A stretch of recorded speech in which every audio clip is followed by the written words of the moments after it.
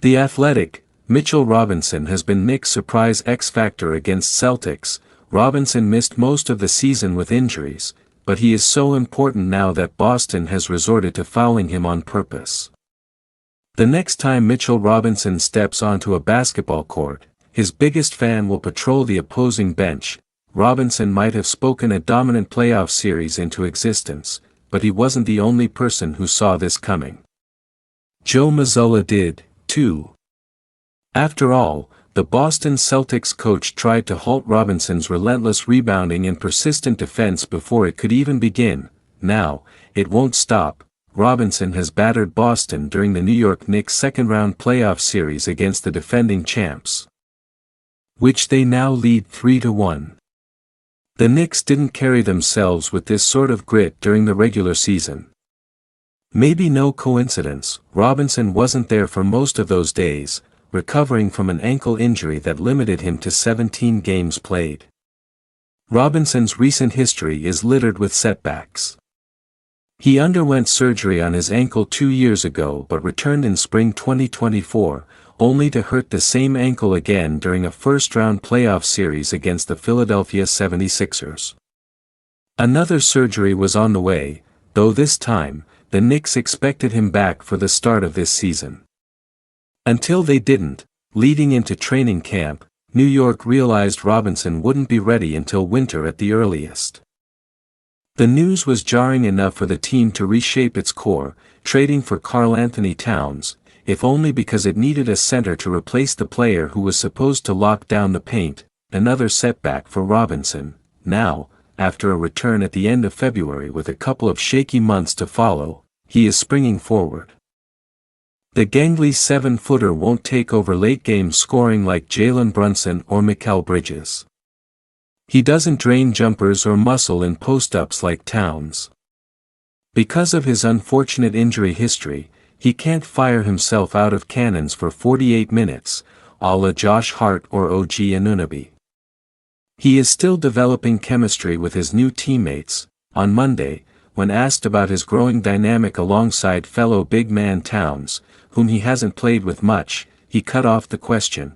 "I mean, I've barely played with anyone," he said, and yet, in an alternate universe, one in which Robinson doesn't regain his pre-surgery form or another in which missed free throws transform him into Chuck Knobloch. The Knicks aren't one win away from the Eastern Conference Finals. Robinson has dominated the Celtics.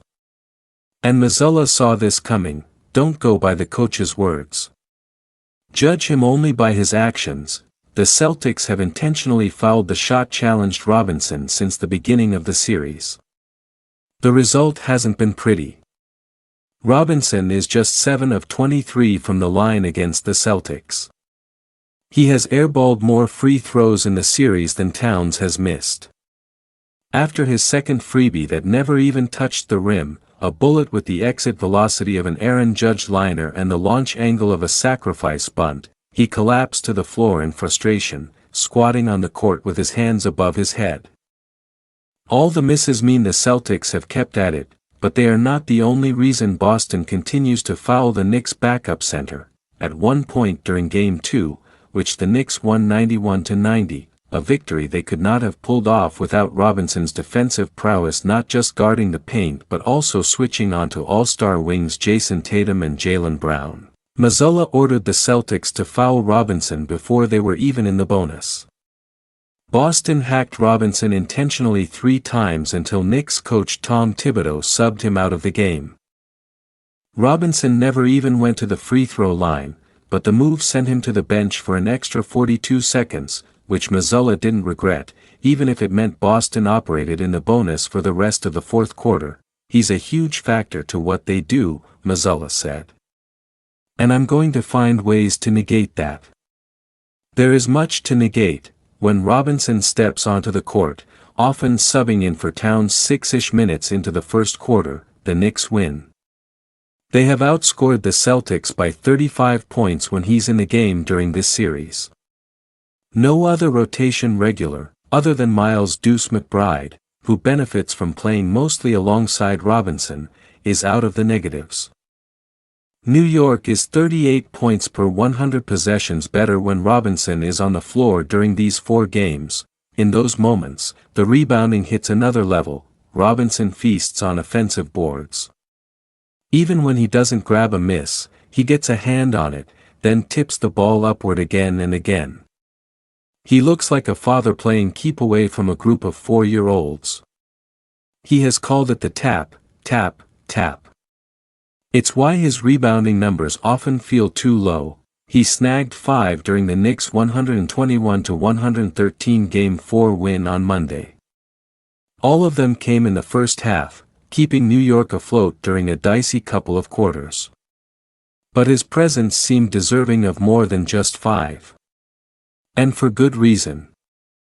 Because of his tapping, the Celtics need to send multiple players at Robinson on the glass.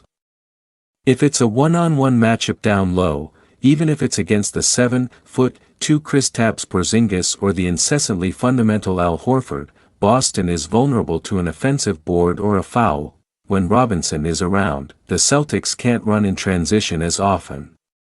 If everyone is scampering to Robinson, then those players aren't going the opposite direction for a fast break, which helps the Knicks set up on defense. It opens other Knicks up for offensive rebounds, too. This is why Mazzulla wanted Robinson on the bench. He isn't just a rebounder, he's a playmaker on the boards. The Knicks are pulling down 38% of their misses when Robinson is on the court in this series. For reference, if that rate belonged to a team, it would break the record for best in a single season since 1998. When Robinson is on the bench, the Knicks recover 26% of their misses, in line with the Miami Heat's 20-24-25 offensive rebound rate, which finished 27th in the NBA. He was working his tail off to get back, Brunson said. Obviously, we love what he does, but him having his joy and being back and being around and contributing, that's what we were most happy to see. Forget about a return to glory. After the injuries, then re-injuries, the setbacks and rehabs, a return to grit was no guarantee. But Robinson showed flashes during the regular season and then during the first-round ousting of the Detroit Pistons, enough for Mazzulla to hack him from the start. The Game 2 fiasco, when Boston intentionally fouled Robinson to put itself in the bonus, wasn't just a bold move because the Celtics manufactured extra fouls without forcing any free throws.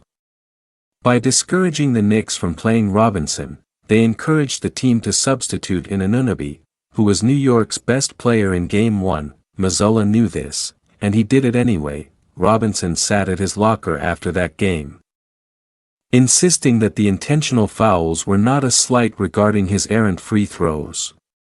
Instead, the move was flattering, he asserted. It means I'm a threat, he said. Mazzulla agreed.